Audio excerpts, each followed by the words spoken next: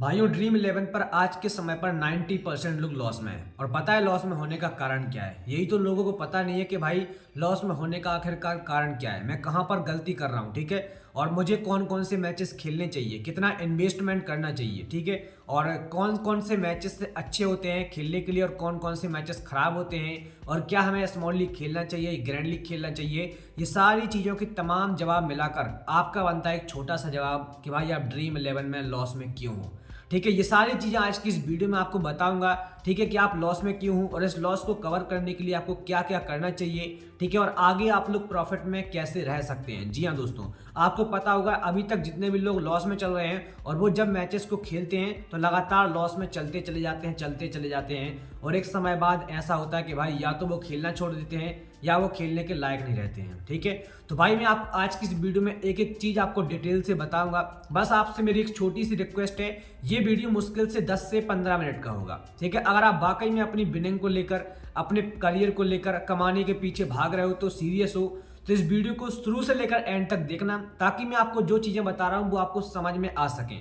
अब देखो, आधा अधूरा ज्ञान आपका किसी काम का नहीं होने वाला है, ठीक है। अगर आप पूरी चीजों को समझोगे तो बेहतरीन विनिंग करोगे, इस बात को मैं गारंटेड बोल सकता हूं, ठीक है। जैसा कि आपका भाई अभी तक प्रॉफिट में है और आप मेरे टेलीग्राम पर ज्वाइन हो सकते हो, उसका लिंक इस वीडियो के डिस्क्रिप्शन में है। वीडियो शुरू से लेकर लास्ट तक देखो। अब देखो, आप अभी तक लॉस में क्यों हूं ये मैं आपको आगे बताऊंगा, या फिर आप यूं कह लो कि भाई मैंने आज की इस वीडियो में आपके लिए 7 पॉइंट बनाकर रखे हैं। अगर आप इन 7 पॉइंट को समझ गए तो आप लॉस में क्यों हूं, ठीक है, आपका लॉस कवर कैसे होगा और आप प्रॉफिट में कैसे रहोगे, इन सारी चीजों को एक ही बार में समझ जाओगे। तो इन 7 पॉइंट्स को आपको ध्यान से सुनना है, जिसमें से सबसे पहला पॉइंट आपके लिए ये होने वाला है। अब देखो, सबसे पहला पॉइंट हमारा ये है कि आपको हर एक मैच में इक्वल इन्वेस्टमेंट करनी है। जी हाँ दोस्तों, काफी सारे लोग गलती यहीं पर करते हैं। और वो क्या करते हैं, पहला मैच जैसे उन्होंने खेला, पहले मैच में उन्होंने, मैं आपको एक सिर्फ एग्जाम्पल के लिए बता रहा हूँ, उन्होंने पहले मैच में 1000 रुपए का इन्वेस्टमेंट किया। अब वो मैच वो हार गए, अगले मैच में वो क्या करेंगे, 2000 का इन्वेस्टमेंट कर देंगे। अब पता चला वो मैच भी वो हार गए, तो अगले मैच में वो 4000 का इन्वेस्टमेंट कर देंगे। तो वो अपने इन्वेस्टमेंट को बढ़ाते हैं और भाई फिर वो लंबे गहरे लॉस में चले जाते हैं और फिर उनका लॉस कवर नहीं होता है। तो आपको सबसे पहले, या तो आप जहां पर सोते हो उस छत के ऊपर रख लो चिपका कर, ताकि आपकी सुबह से जब आंख खुले तो आपको देखे कि इक्वल इन्वेस्टमेंट, ठीक है। या फिर आप जहां पर भी बैठते हो,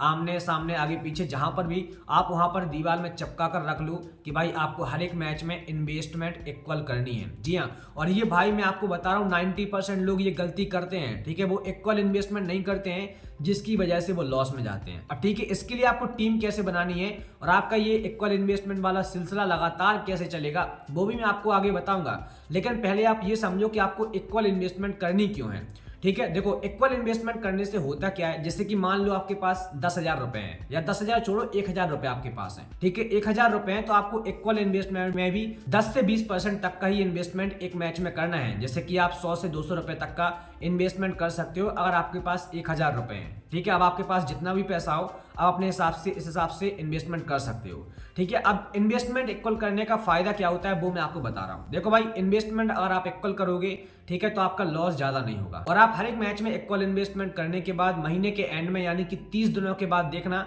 आपका प्रॉफिट कितना हुआ है, ठीक है। प्रॉफिट में रहोगे, इस बात की मेरी गारंटी है। बस आपकी टीम अच्छी होनी चाहिए और आपकी जो स्किल नॉलेज है फैंटेसी में वो अच्छी होनी चाहिए। भाई एक तरफा प्रॉफिट कमाओगे, इस बात की मैं गारंटी बोल सकता हूँ। बाकी देखो, आप प्रॉफिट में कैसे रह सकते हो वो भी आपको हर एक चीज इन 7 पॉइंट के अंदर पता चलेगी। बात करते हैं सेकंड पॉइंट की। अब देखो, दूसरा पॉइंट ये है कि आपको सिलेक्टेड मैचेस खेलने हैं, ठीक है। अब जैसे कि मान लो एक एक दिन में, फैंटेसी में आपने देखा होगा, खास करके क्रिकेट में 15 से 20 मैच होते हैं एक दिन में। अब काफी सारे लोग क्या करते हैं भाई, वो 15 से 20 मैच ही खेले जा रहे हैं, या 15-20 मैच तो नहीं खेल पा रहे तो कम से कम वो 8 से 10 मैच तो खेल लेते हैं एक दिन में।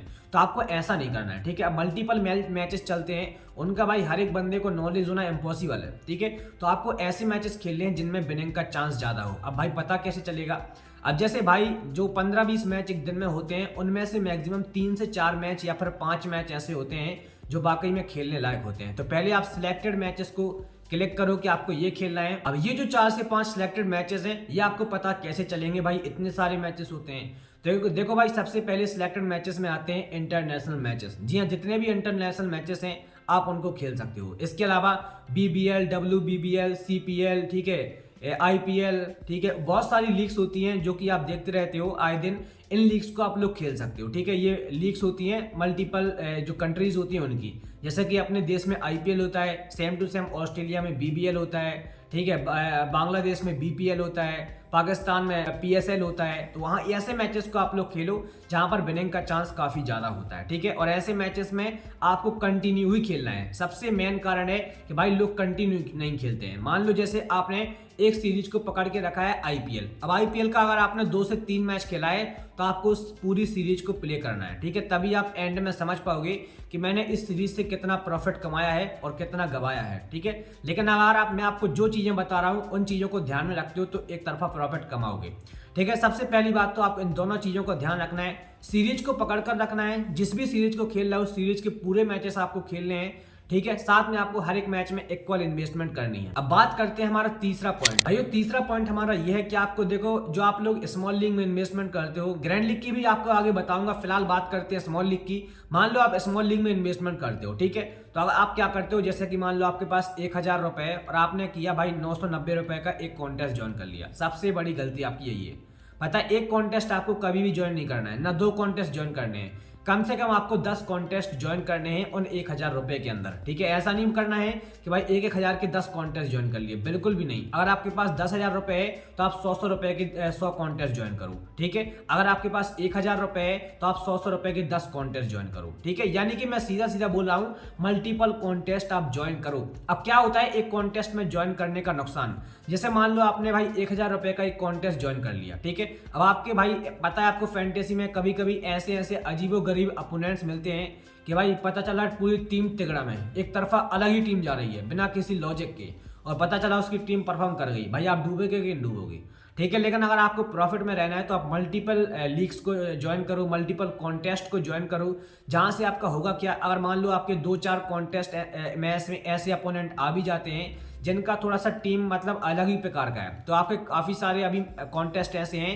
जहां पर आपके विनिंग के चांस होंगे, ठीक है। अगर आप 5 में से उन 5 कॉन्टेस्ट को भी विन कर जाते हो और 5 को लॉस कर जाते हो तब भी आप प्रॉफिट में रहोगे, ठीक है। और ध्यान रखना हमेशा आपको कॉन्टेस्ट ज्वाइन करते समय 3 मेंबर के कॉन्टेस्ट ही ज्वाइन करने हैं, ठीक है। 4 मेंबर के कॉन्टेस्ट भी आप लोग ज्वाइन कर सकते हो, जैसे कि मान लो आप 10 कॉन्टेस्ट ज्वाइन कर रहे हो तो 8 आप लोग 3 मेंबर के ज्वाइन करो और 2 कॉन्टेस्ट आप लोग यहाँ पर 4 मेंबर के भी ज्वाइन कर सकते हो, ठीक है। तो आपको स्मॉल लीग में जब भी आप इन्वेस्टमेंट करो तो आपको ये स्ट्रेटेजी हमेशा ध्यान रखनी है, आप एक तरफा प्रॉफिट में रहोगे। बात करते हैं चौथे पॉइंट की। चौथा पॉइंट ये है भाई लोगों को चूतिया बनाने का बिजनेस। जी हाँ दोस्तों, लोग क्या करते हैं आज के समय पर, पेड और प्राइम के नाम पर काफी ज्यादा पैसा लूटते हैं और आप जैसे लोगों ने पैसा देते भी हो।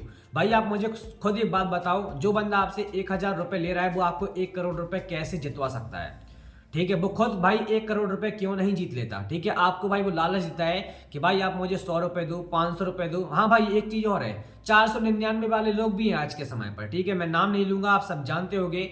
वो लोग 499 रुपए आपसे मांगते हैं, ठीक है। 500 रुपए, 1000 रुपए भी मांगते हैं लोग और बोलते हैं आपको 1 करोड़ रुपए जिता देंगे, आज का मैच जैकपॉट बना देंगे। भाई जहां पर भी आपको ऐसी चीजें दिखें वहां पर सीधा आप उसके मुंह पर गाली दो और सीधा वहां से निकलो, ठीक है।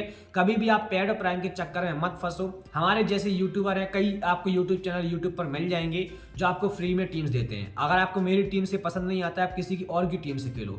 उसका टीम पसंद नहीं आता है, भाई मेरी टीम से खेलो। आपको जिसको भी अच्छा लगता है आप उसकी टीम से खेलो, लेकिन भाई पेड टीम कभी मत लो, ठीक है। आप भाई कुछ नहीं बचेगा आपके पास गाली देने के अलावा उस बंदे को, ठीक है। अगर आप एक बार ज्वाइन भी कर लेते हो तो, ठीक है। तो इस चक्कर में मत फंसो, ऐसे में आप कभी भी विन नहीं हो सकते हो, बल्कि आपके जरिए वो भाई करोड़ों रुपए कमा रहे हैं ग्रैंड लीग के नाम पर, ठीक है। ये चीज हमेशा ध्यान में रखो। बात करते हैं 5वें पॉइंट की, और 5वां पॉइंट ये है कि अगर आप भाई लो इन्वेस्टर हो, मान लीजिए आप एक मैच में 200 से 300 रुपए इन्वेस्ट करते हो, 400 से 500 रुपए भी इन्वेस्ट करते हो, तो आप भाई ग्रैंड लीग को ना खेलो। पता है मैंने आपको ग्रैंड लीग में इन्वेस्टमेंट करने से मना क्यों किया है? इसका सीधा सीधा कारण है भाई आपका लगातार लॉस होना, ठीक है। सबसे बड़ा कारण यही है। जैसे मान लो आप एक मैच में 400 से 500 रुपए इन्वेस्ट करते हो, ठीक है।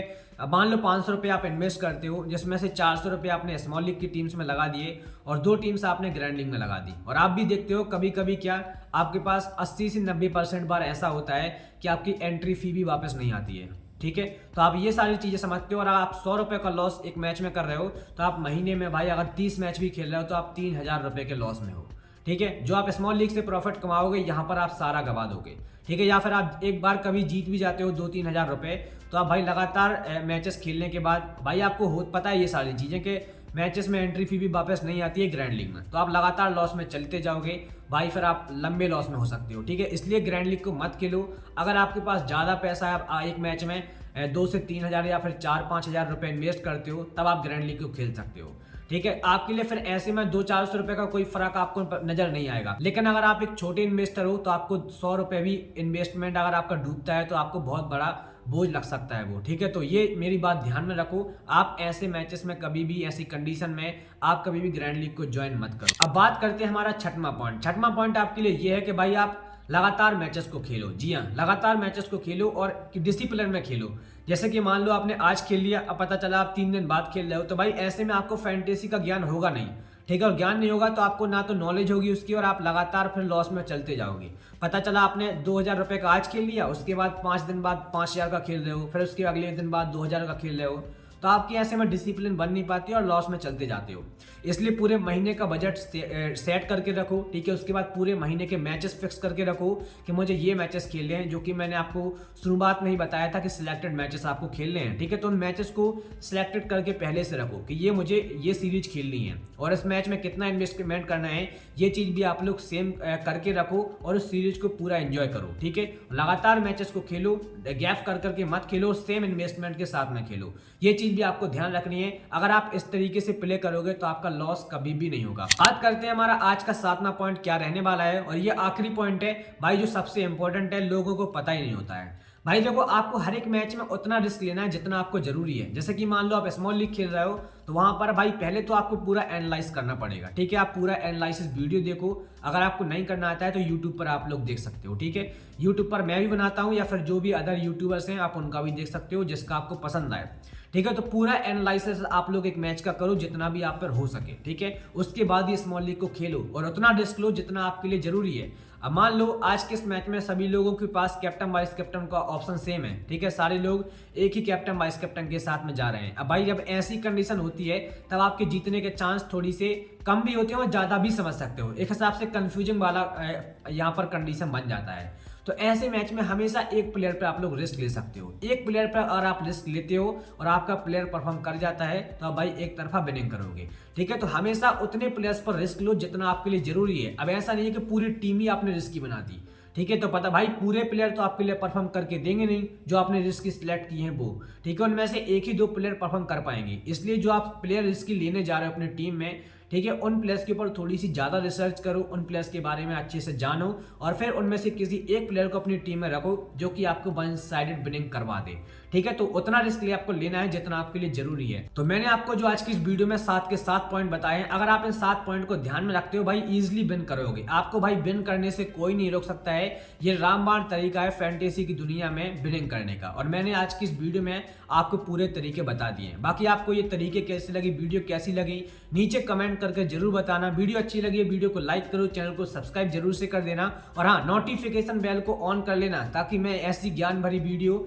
आपके लिए जब भी बनाऊं आपको इसका नोटिफिकेशन सबसे पहले मिल जाए। टेलीग्राम पर ज्वाइन हो सकते हो जहां पर हम अच्छे अच्छे मैचेस को जो कि बेहतरीन आपको विनिंग करवाएं, ऐसे मैचेस को कवर करते हैं। टेलीग्राम का लिंक डिस्क्रिप्शन में है, जाकर ज्वाइन हो सकते हो। बाकी चलिए दोस्तों आज की इस वीडियो में इतना ही, मिलते हैं किसी और एक इंटरेस्टिंग वीडियो में। तब तक के लिए जय हिंद, जय महाकाल।